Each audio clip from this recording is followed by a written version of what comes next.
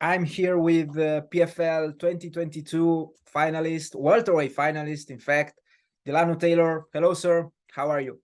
How you doing? How you doing? I'm fine. Thanks for asking. Listen, you have such an incredible story, the path that led you to the welterweight finale. Man, you competed on the PFL Challenger Series, even though you won on that occasion. Correct me if I'm wrong, but you weren't offered a contract on that occasion, right? Yeah, I was not offered the contract actually. I remember Joao was offered the contract on that. But yet, you're in the finale and he is not. Yeah. Such an incredible turn of events, right? hmm Great turn Uh, of events actually. Sorry? I said great turn of events. Couldn't ask for anything better actually. Yeah. That's true. That's true. You then stepped up on short notice to face Joao Zeferino in back in May. How was how come you maturate that occasion, that decision? So so when I stepped up to fight Zeferino, I got called on a week's notice. Like literally, this was after PFL. I got called on a week notice after. The second, I believe, you fought on PFL 3, if I'm not wrong. Yeah. So I got called on a week's notice. I was literally in bed, laying down in bed because I wasn't sure like how I was going to move forward in PFL. They told me I wasn't going to fight till probably this time actually in the regular Challenger series that they were doing for the other shows. So I was like, okay, I guess I have time to wait. So I was just training, doing everything normal. And they called me on a week's notice. They're like, hey, how would you like the opportunity to go and potentially be an alternate for PFL? And they were like, yeah, they'll pay you to make weight, and you just go out there, and if there's a fight, you fight. If there's no fight, you don't fight. And they told me, my manager said it's probably 20% chance you'll even fight. And I was like, oh, okay, that's cool, 20% chance, perfect. All right, whatever, doesn't matter. I was like, can you at least like let me know who I potentially like have to fight? They couldn't let me know because he didn't know. So I was like, all right, I guess I got to go out there blind. Cool. And I go out there and didn't know I was fighting. They told me the day of, like the day before the fight. They tell me they're like as I finished cutting weight and then got on the scale. They're like, hey, you're gonna fight. I was like, huh? Like, yeah, we got your fight. It's rolling. The ball's rolling. I was like, oh, okay, all right. So finished cutting the weight, touched the scale, made weight, showed up, and just fought. Man, you're depicting right like the perfect scenario for a fighter, Mm-hmm. not knowing who your opponent is going to be, stepping out of short notice, and yet you made the most out of it. You first took home a split decision against Zeferino, but then in your second PFL fight, in the regular season, you lost to Magomed Magomedkerimov. I believe you learned a lot from that Mm-hmm. loss. Is that right? Yeah, I learned a lot from that loss. Actually, for that fight, um, I remember going out there like because PFL offered me after I beat Zeferino, they were like, "Yeah, we got you a spot in the tournament, the regular season tournament." I was like, "Oh, okay, cool, perfect. I guess I'm in the tournament. I guess I'm gonna fight for you know." Then at the last second, they're like, they told me, this, that, and the third. They egged me on for a couple of weeks. And they're like, "Yeah, we got your spot. We got your spot." Last second, um, Magomed and the other Magomed, they both got their visas, so they took me out, as well as Carlos Leal. They took both their alternates out, who fought their heart out to in the tournament, and then you know put us back in alternate. So Carlos Leal, who fought Ray Cooper, uh, he also got pulled out of the tournament, even though he beat Ray Cooper. I beat Zeferino. They pulled me out of the tournament. So they had two alternates, and then another situation happened when I fought Maga. Two more alternates were needed, and then I ended up fighting Maga. But I remember after them, telling me that I was gonna fight, I was so excited, and then they pulled it back from me. They're like, "Yeah, you're not fighting." I was like, "Oh," like it kind of crushed my spirits a little bit. So I remember going out there, I wasn't like in the highest spirits. Honestly, I wasn't even like they even egged me on with like asking me to be an alternate. because they already had Carlos, so they weren't sure anybody else was going to drop out. So they already had Carlos, so they didn't need me. And I remember they didn't fly me out till like a couple days later because normally they fly you out the Sunday for PFL. They fly me out on Tuesday, and I got there on Tuesday. So like very, very last second.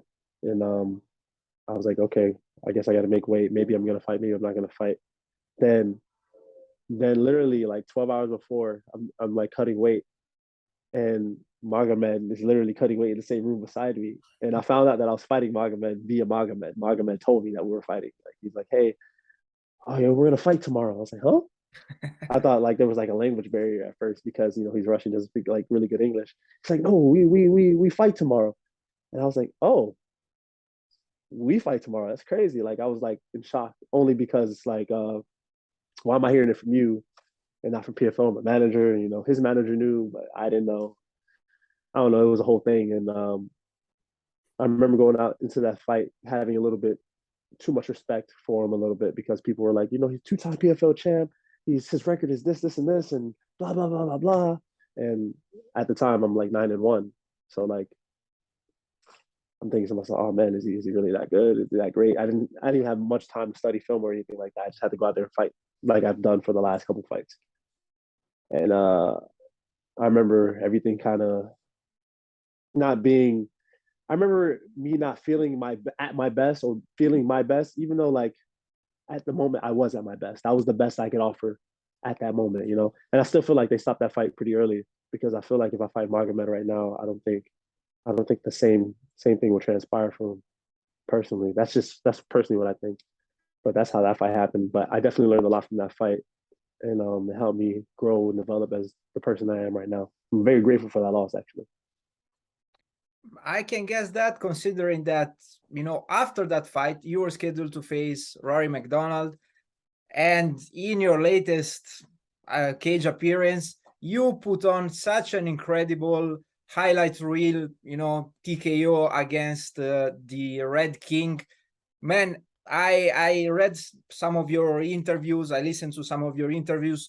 You said that you respected MacDonald, as a fighter, but yet that time something clicked or something switched, and you managed to score that amazing finish. Walk us to that, please. Yeah, what got me to that was actually fighting Maga. I told you I gave you a little bit about the respect that I had, and in fighting, it's okay to have respect. It's okay to have respect for the person you're fighting in the cage, and it's, of course, most importantly, have respect for the person after the fight. Shake their hand, thank you for the fight. I appreciate the fight. But leading up to the fight, there shouldn't be like as much respect as people put out to be. Like, yeah, we could be cordial, but at the end of the day, like, I have to fight you. I have to see you in this cage. Like I have to almost make you an enemy, even though I know nothing about. I have to go out there, especially on short notice. I don't know anything about you. You're actually a pretty nice guy. Like, I actually really like for Rory, for instance. Like, I watched him coming up. Like when his first fight was when I started training.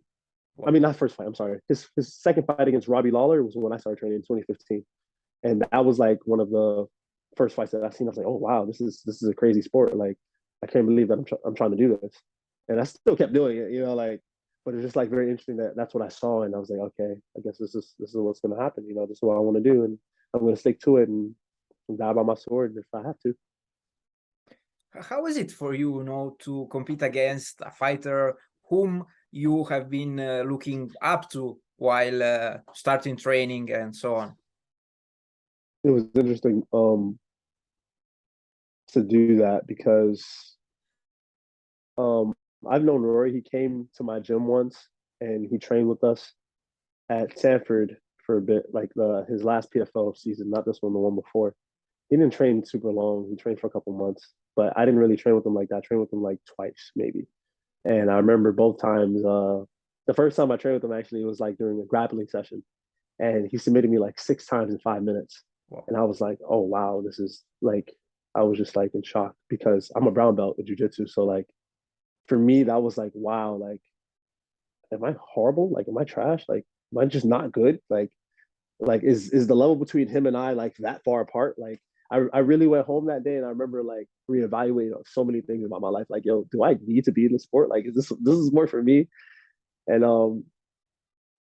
and then when we grappled again, it was a lot better because I recognized a little bit that I kind of was like so worried about what he's gonna do to me that I didn't focus on what I needed to do to him.